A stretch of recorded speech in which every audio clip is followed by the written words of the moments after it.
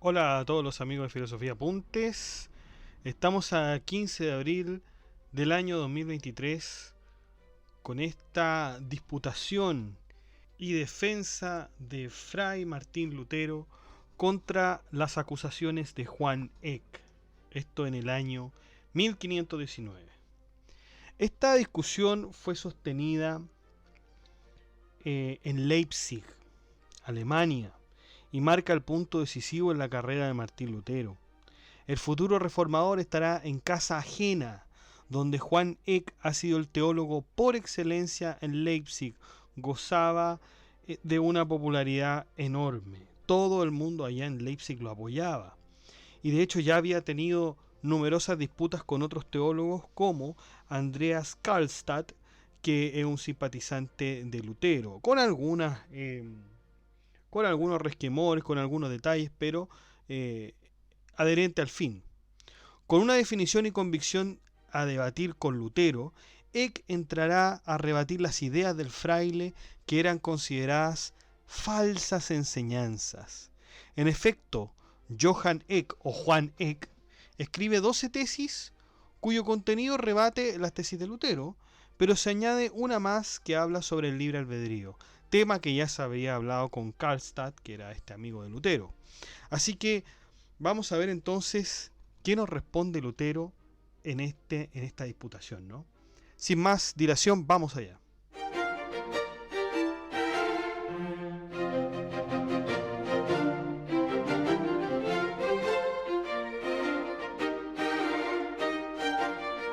Bueno, Martín Lutero recibe las tesis de Eck, que rebaten las suyas, y comienza a dar discursos sobre las mismas. Las palabras de Lutero hacia Eck no son pacíficas, e incluso indica que solamente se dedica a insultar a otros. Lutero pensaba que Eck podría recapacitar por las cartas que le envió Erasmo de Rotterdam y Karlstadt, pero a juicio del fraile no fue así. A Lutero lo trata de hereje, lo trata de bohemio, incitador de viejas cenizas, es decir, volver a poner en la mesa ideas que ya habían sido superadas. ¿Cuáles eran esas ideas? Las ideas que expuso Martín Lutero en la puerta de la iglesia de todos los santos. O sea, esta idea de Lutero de las 95 tesis ya había sido expuesto, y ahora estamos debatiendo. Y en fin, bueno, Lutero hace sus descargos contra los ataques de Juan Eck, quien aprovecha también de presentar su tesis. ¿Y cuáles eran las tesis de Juan Eck y de Martín Lutero? Veamos entonces las tesis de Juan Eck. Juan Eck decía, la Iglesia Católica, esta es la primera, ¿no? La Iglesia Católica es la única institución legitimada, fundada por Cristo, y por lo tanto es la única autoridad en cuestiones teológicas y doctrinales. En segundo lugar, la Iglesia Católica ha interpretado correctamente las Escrituras durante siglos, y la interpretación de Lutero y otros reformadores es contraria a la tradición y a la enseñanza de la Iglesia. En tercer lugar, la Iglesia Católica tiene el derecho y el deber de corregir a los herejes y a los que enseñan falsas doctrinas como Lutero y sus seguidores. En cuarto lugar, la doctrina de la justificación por la fe sola o la sola fe es una herejía y es contraria a las enseñanzas de la Iglesia. En quinto lugar, la salvación no se logra solamente por la fe, sino también por las buenas obras y la obediencia a los mandamientos de Dios. En sexto lugar, la teología de Lutero está basada en la razón humana y no en la revelación divina. Séptimo lugar, Lutero y sus seguidores han introducido nuevas doctrinas que no tienen fundamento en la tradición de la Iglesia.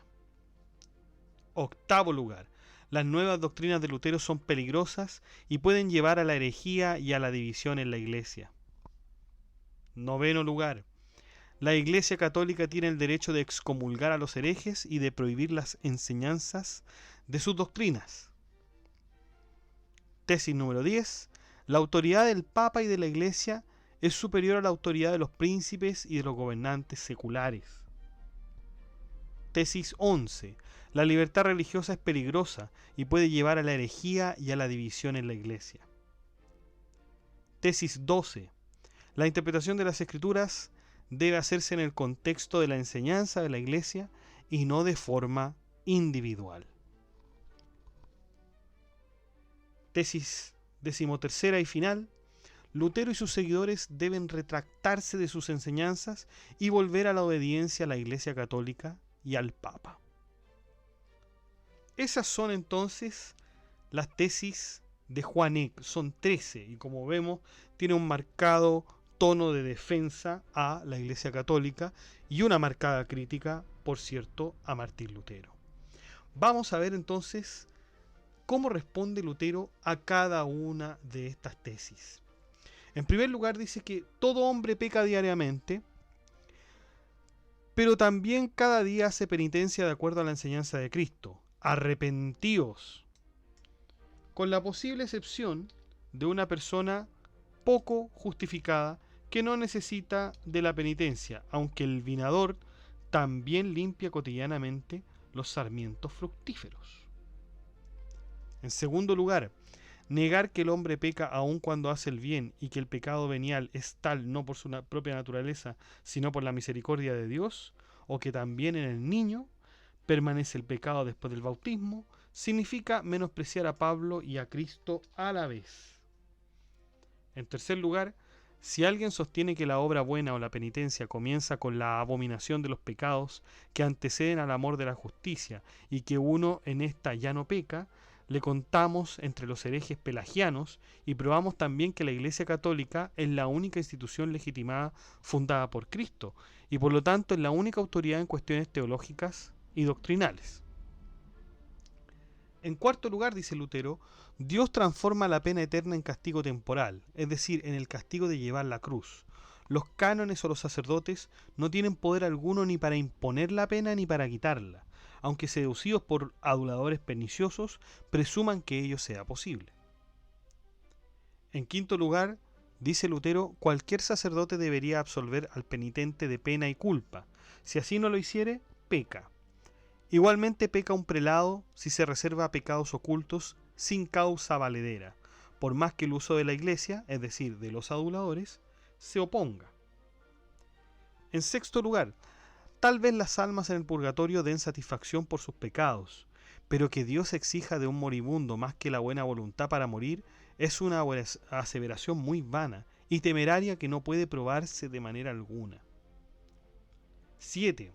Aquel que balbucea que el libre albedrío es dueño de sus actos, tanto de los buenos como de los malos, revela que no sabe lo que es la fe, la contrición o el libre arbitrio, y se imagina que uno no queda justificado por la fe en la palabra, o que ella no puede ser removida por el pecado más atroz. Octavo, es contrario a la verdad y a la razón afirmar que a los que mueren de mala gana les falta caridad y deben, por lo tanto, sufrir el horror del purgatorio. Esto vale solamente si verdad y razón son lo mismo que la opinión de los teologistas. En noveno lugar, sabemos que los teologistas aseveran que las almas en el purgatorio están seguras de su salvación y que en ellas no aumenta la gracia. Pero nos extrañamos de que no puedan aducir ninguna razón verosímil de esa creencia, ni siquiera para convencer a un ignorante. En décimo lugar, es cierto que el mérito de Cristo es el tesoro de la Iglesia y que los merecimientos de los santos no aumentan, pero solo un adulador abominable y los que se desvían de la verdad, como asimismo ciertas falsas prácticas y usos de la Iglesia, pretenden que el mérito de Cristo es el tesoro de las indulgencias. 11. Afirmar que las indulgencias consisten o constituyen un bien para el cristianismo es una insensatez, puesto que ellas son en verdad un impedimento para realizar buenas obras. El cristianismo debe desechar las indulgencias a causa de su abuso, porque el Señor dice, yo soy el que borro tus rebeliones por amor de mí mismo, no por causa del dinero, añade Lutero. 12º lugar, los sofitas completamente indoctos y aduladores pestíferos suenan tranquilamente con el Papa o con que el Papa pueda remitir toda pena adeudada por el pecado de esta vida y de la futura, y que las indulgencias son útiles a los no culpables, mas no pueden demostrar ni siquiera con un gesto esto que acaban de decir. Y en el 13º lugar, por los muy insusos decretos de los pontífices romanos que han aparecido en los últimos 400 años, se prueba que la Iglesia romana es superior a todas las demás. Pero a esta se oponen los hechos históricos de 1100 años, el texto de la Divina Escritura y el decreto de Concilio de Nicea, el más sagrado de todos.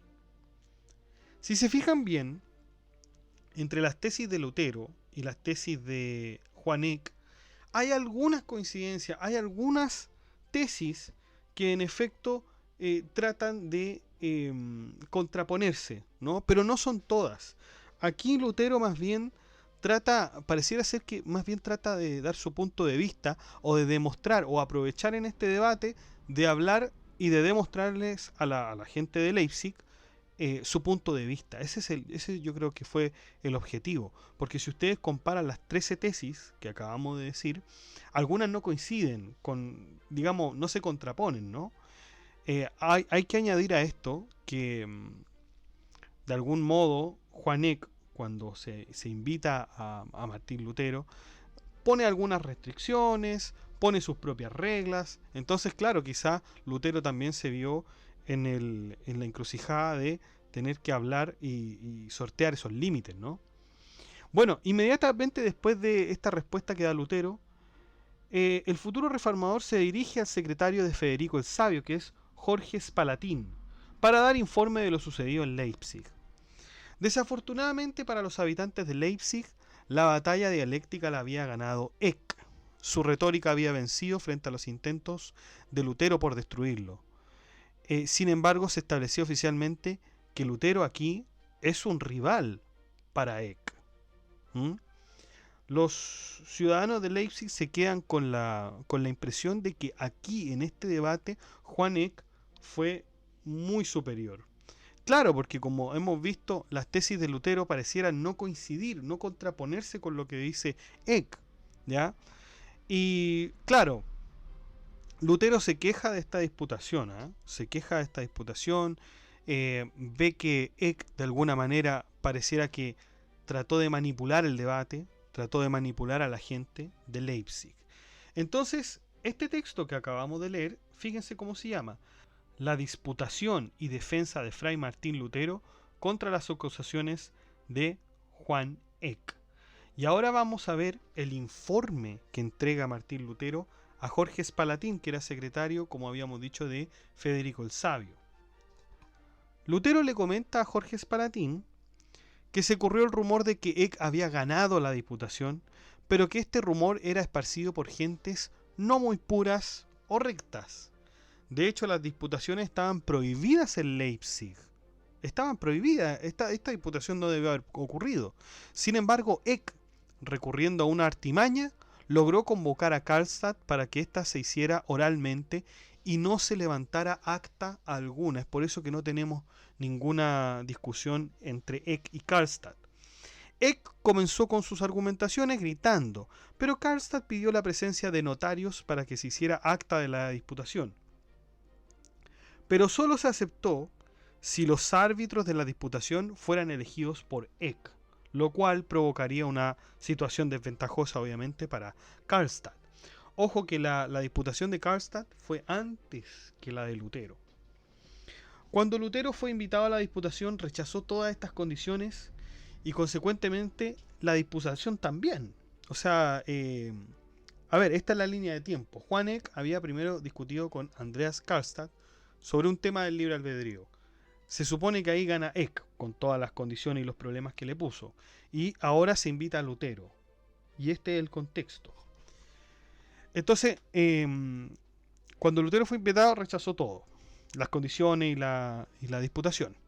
Sin embargo, apenas se filtró el rechazo de las disputaciones, Lutero aceptó finalmente porque sus adversarios se habían encargado de poner a todos en contra de Lutero. Lo trataron de cobarde, lo trataron de incapaz. ¿Por qué? por no haber aceptado estas condiciones de que obviamente lo iban a poner en una situación sumamente desventajosa, como habíamos hablado. Iba a pasar lo mismo. A ver, Eck quería hacer lo mismo con lo mismo que hizo con Karlstadt, lo quería hacer con Lutero. Ujú. Entonces, claro, los detractores de Lutero, bueno, le dijeron, cobarde, no te puedes debatir con Eck porque no puedes, etcétera. Entonces, los árbitros iban a ser elegidos por Eck. ¿Mm? Y Eck se encargó de decir, no, los árbitros en realidad van a ser elegidos de manera imparcial por cada uno de nosotros. Pero no, eso no era así, según Lutero. Entonces, la primera discusión que había tenido con Karlstadt, como habíamos dicho, se trató del libre albedrío. Karlstadt pidió tener presentes ciertos libros con los que apoyarse, pero Eck no lo aceptó. No obstante, Eck posteriormente permitió todo tipo de peticiones que hiciera Karlstadt e incluso acordó con todas las opiniones de Karlstadt a pesar de que comenzara el debate, a pesar de que antes de que comenzara el debate las había rechazado todas. Entonces, esto era un comportamiento muy raro proveniente de Juan Eck. Porque fíjense que, claro, al principio, en el debate de Karlstadt, Eck había rechazado todas las ideas de Karlstadt. Y después, cuando finalmente se ponen a debatir, Eck dice que las opiniones de Karlstadt eran las mismas que las de los escolásticos. Es decir, Karlstadt no hacía más que confirmar la opinión de los teólogos escolásticos. Esa era la estrategia de Eck. Entonces, claro, Karlstadt de alguna manera pierde porque le hace creer en realidad que lo que dice Karlstadt, que es contrario, ojo, Karlstadt está en contra de la Iglesia Católica, en contra de los conceptos de Eck, y Eck dice aquí en este debate, no, tú en realidad estás confirmando lo que dicen todos los teólogos, como que se pone a favor de ellos, ¿no? Y luego de haber debatido con Karlstadt, Eck invitó a Lutero para tener el debate. Condenó fervientemente los artículos de Jan Hus, amparándose en el concilio de Constanza. Recordemos que la idea de Hus era que el papado pertenecía al emperador como corresponde por derecho divino.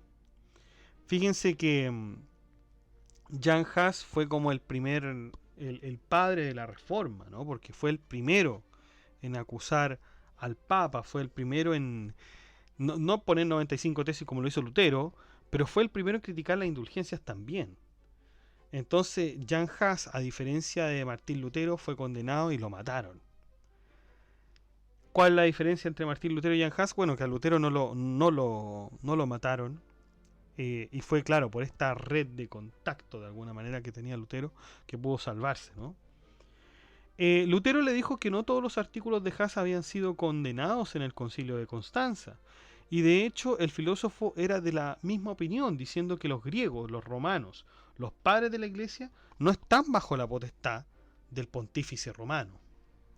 Después comienzan a hablar de la penitencia, las indulgencias, el purgatorio y el poder del sacerdote para conceder la absolución. Con respecto a las indulgencias, Eck coincidió con Lutero sobre el perjuicio que provocaban, y no solo con Lutero, sino que también con Karlstadt coincidió, con quien debatió posteriormente en una conducta súper extraña, porque parece ser que al principio que Eck estaba afanado en rebatir todo, en decir que estos dos hombres estaban equivocados, ahora dicen que en realidad están de acuerdo. Todos los habitantes de Leipzig que presenciaban la disputación apoyaron a Eck, y a Lutero esto le pareció absurdo. De hecho, el mismo Lutero los trata de tontos, esa es la palabra que ocupa, por no darse cuenta de lo que estaba haciendo Eck. No solamente las personas de Leipzig, sino que altas autoridades se dejaron influenciar por el discurso de Eck, como sería el duque Jorge. En resumen, la estancia de Lutero en Leipzig fue de una infamia enorme. No lo dejaron predicar ni aducir sus argumentos con seriedad ni con seguridad, además de que Eck tuvo una actitud no muy honesta con respecto a las disputaciones. Bueno, este es entonces el informe a Jorge Espalatín y la disputación y defensa de Fray Martín Lutero contra las acusaciones de Juan Eck. Por supuesto, lo que nos demuestra esta disputación es la dificultad que tuvo Martín Lutero para debatir en condiciones apropiadas. Seguramente esta no es la única disputación donde se encuentra con dificultades. Se nos muestra que Eck es un teólogo que lo único que intenta es conseguir una victoria aparente, cual sofista en tiempos de la antigua Grecia. Todo fue una infamia para el mismo Lutero, aunque debemos pensar lo siguiente, chicos. Este es un informe del mismo Lutero. No sabemos la otra parte de la historia, que seguramente puede ser contraria a la que nos dice el futuro reformador. Son cosas que son difíciles de saber, por supuesto. Pero tenemos que tener eso en cuenta. Este informe es de Lutero. Esta es la visión de Lutero. La visión de Juan Eck, la verdad es que no la encontré. No la he encontrado en ninguna parte. Pero obviamente debe ser contraria a la de Lutero, ¿no? Obviamente. Pero aquí, en este camino, que fue ya difícil, fue una primera discusión, o más bien disputación, como lo dicen, difícil, se comienza al mismo tiempo, aunque esto haya sido una infamia, se comienza a formar un camino, una especie de camino donde Lutero va a encontrarse con distintas cuestiones, no solamente teológicas, sino que sumamente políticas. Lutero es bastante político, chicos, es bastante político y tiene fines religiosos, pero el medio a través del cual logra estos fines es la política. Es la política, y eso es muy muy interesante de este personaje. Bueno, vamos a seguir con Martín Lutero, vamos a seguir con otros temas. Ha sido difícil seguir subiendo videos, pero lo voy a seguir haciendo, ¿no? Me ha pillado con mucho que hacer, mucho que hacer. Tengo mucho que hacer, chiquillos. Estoy sacando mi segunda carrera, así que es difícil, ¿eh? Es difícil. Pero se puede, que se puede, es cierto, ¿ya?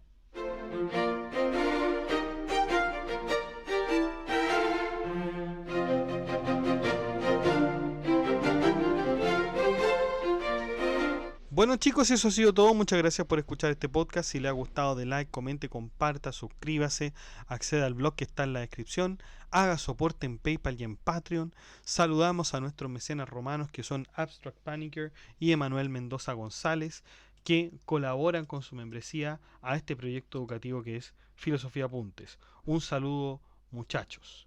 También saludamos a nuestro mecenas medieval, que es Gap Welfare, que es un mecenas que tiene una membresía superior a la de los mecenas romanos. Un saludo, Gap Welfare, y nos estaremos comunicando. Usted también puede ser miembro de Filosofía Apuntes adscribiéndose a las membresías que aparecen debajo de cada video. Debajo de cada video hay un botón que dice unirse. Usted hace clic ahí y van a aparecer 4 membresías con distintos precios. Ahí usted ve la que más le acomode. Bueno, y si no hay ninguna que le acomode, usted puede dar las gracias en los videos y ahí usted pone el monto que usted estime conveniente. Que estén muy bien, cuídense, chao.